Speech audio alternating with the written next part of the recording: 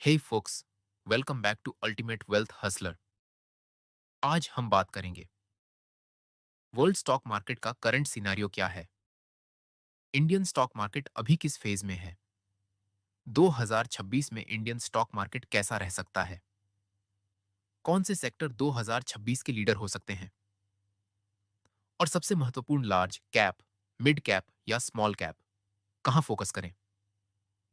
तो वीडियो को एंड तक जरूर देखिए, मैं इजी और सिंपल तरीके से एक्सप्लेन करने की कोशिश करूंगा। अगर हम ग्लोबल मार्केट्स देखें तो सिचुएशन मिक्स्ड और वॉलेटाइल है। यूएस मार्केट स्ट्रांग है, लेकिन हाई इंटरेस्ट रेट्स और स्लो डाउन का प्रेशर है। यूरोप इकोनॉमिक चैलेंजेस फेस कर रहा है। चाइना ग्रोथ के लिए स्ट्रगल कर रहा है। हालांकि चाइनीज मार्केट का इस ईयर में परफॉर्मेंस अच्छा रहा है। इस वक्त ग्लोबली मार्केट्स को ड्राइव कर रहे हैं एआई और technology boom, central bank policies, inflation और interest rate cycle. Overall world market में सेलेक्टिव ग्रोथ है, हर सेक्टर परफॉर्म नहीं कर रहा। इंडिया की बात करें तो Indian stock market relatively strong है। इंडिया की इकोनॉमी डोमेस्टिक डिमांड से सपोर्ट ले रही है। गवर्नमेंट का कैपेक्स और इंफ्रास्ट्रक्चर पुश स्ट्रांग है। बैंकिंग और क्रेडिट ग्रोथ अच्छा चल रहा है। हाँ, 2000 चूबे से 2025 तक मिड कैप और स्मॉल कैप में करेक्शन देखा गया, लेकिन लार्ज कैप्स सिलेक्टिव स्टॉक्स ने मार्केट को संभाला है। Mid cap, specially small cap का वैल्यूएशन हाई है, इसलिए रिटर्न माइनस में रहा है। निफ्टी 50 का इस साल का रिटर्न है 11%। नेक्स्ट 50 इंडेक्स का रिटर्न है 0.56%। निफ्टी 100 का रिटर्न है 9.31%। निफ्टी 500 का रिटर्न है 7.08% है। निफ्टी मिड कैप 100 का रिटर्न है 6.19% है। निफ्टी स्मॉल कैप 100 का रिटर्न -4.92% है। निफ्ट स्मॉल कैप 250 का रिटर्न है -5.43%। स्मॉल कैप में सावधानी बरतने की जरूरत है।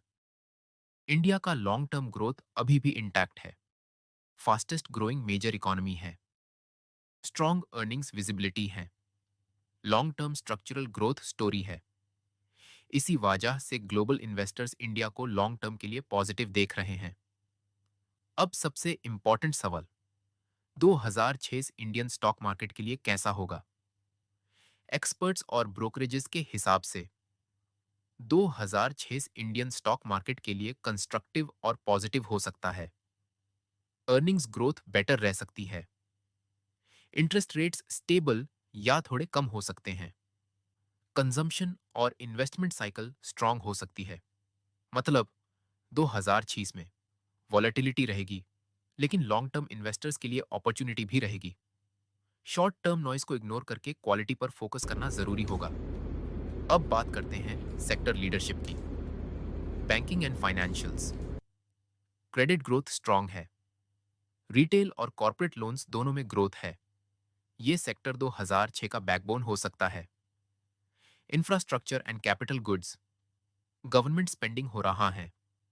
रोड्स, रेलवेज, पावर, डिफेंस में लॉन्ग टर्म विजिबिलिटी स्ट्रांग है। Automobiles and EV theme, passenger vehicles में डिमांड है। ईवी और ऑटो एंसिलरीज में स्ट्रक्चरल ग्रोथ हो रहा है। Consumer discretionary, rising income, urban consumption, demand driven growth हो रहा है। Pharma and health care, defensive plus growth sector, export और domestic demand long term stable returns दे सकता है। Selective IT and digital companies, AI और digital transformation, not all IT stocks, only quality names. Large cap versus mid cap versus small cap, कहां focus करें। अब आता है सबसे important question, large caps, stability, strong balance sheet, institutions का support. 2006 में large caps core portfolio का बेसे होने चाहिए। Mid caps and small caps, high return potential, लेकिन हाई रिस्क और वॉलेटिलिटी भी। सिर्फ selected quality mid and small caps में ही एंट्री करें, ब्लाइंड बाइंग बिल्कुल ना करें। Ideal strategy, 60 to 70% large caps, 20 to 30% mid caps, quality only, small caps, सिर्फ experienced investors हाई बाय करें। तो फ्रेंड्स, ये था ग्लोबल और इंडियन स्टॉक मार्केट का एनालिसिस और 2026 का आउटलुक। अगर आप चाहते हो सेक्टर वाइज डीप एनालिसिस या नेक्स्ट बुल रन के पोटेंशियल स्टॉक्स, तो कमेंट सेक्शन में लिखिए। वीडियो पसंद आए तो लाइक, शेयर और सब्सक्राइब करें। और याद रखिए, स्मार्ट इन्वेस्टिंग ही रियल वेल्थ हसल है।